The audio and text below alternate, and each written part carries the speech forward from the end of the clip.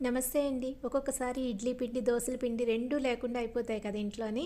అలా అని చెప్పి పూరీలు అయి చేసుకుంటే మార్నింగ్ మార్నింగ్ ఆయిల్ ఫుడ్ ఏంటని అంటారు. ఉప్మా చేద్దామంటే అస్సలు తినరు కదా! అలాంటప్పుడు మనకి ఈ బ్రేక్‌ఫాస్ట్ అయితే 10 నిమిషాల్లో చేసి పెట్టేయొచ్చండి. చాలా సింపుల్‌గా చేయొచ్చు. చాలా పఫీగా ఉంటుంది. పైన క్రిస్పీగా చాలా బావుంటుందన్నట్టు. దీనికైతే ముందుగా పెరుగు తీసుకొని దాంట్లోని గోధుమ నూక తగినంత వేసుకొని కలిపి పెట్టుకోవాలండి. ఒక మిక్సీ గిన్నెలోకి గ్రీన్ పీస్ అంటాం కదా! ఇప్పుడు వస్తున్నాయి మటర్ అవి, పచ్చిమిరపకాయలు, అల్లం వేసి పేస్ట్‌లా చేసుకొని మనం ముందు కలిపెట్టుకున్న దాంట్లోకి వేసుకోవాలండి. తర్వాత ఇందులోకి ఉప్పు, జీలకర్ర, కొంచెం ఈనో గానీ లేదంటే బేకింగ్ సోడా ఉంటుంది కదా! అది గానీ వేసుకొని కలిపేసి ఒక 10 నిమిషాలు పక్కన పెట్టుకుంటే మనకి పఫీగా అయిపోతుందన్నట్టు. ఈ లోపల మనము చట్నీ అయితే చేసేసుకుంటున్నామండి. కొబ్బరి, పచ్చిమిరపకాయలు, పుట్నాల పప్పు అంటారు కదా! అది, జీలకర్ర, చింతపండు చిన్నది నచ్చితే వేసుకోవచ్చు, లేదంటే అవాయిడ్ చేయొచ్చు.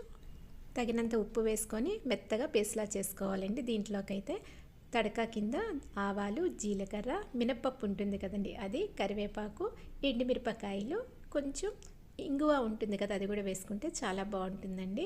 ఈ వేడిగా ఉన్నప్పుడే ఈ చట్నీలోకి వేసుకుంటే మంచి సువాసనతో పాటు టేస్ట్ కూడా చాలా బాగుంటుందండి ఈ చట్నీ అయితే మనకి ప్రిపేర్ అయిపోయింది కదా. ఇది మనకి ఇడ్లీ, దోశ అన్నిట్లోకి పనికొస్తుందండి. ఇది మనం ఈవినింగ్ తింటామంటే కుదరదండి, వెంటనే తింటేనే బాగుంటుంది.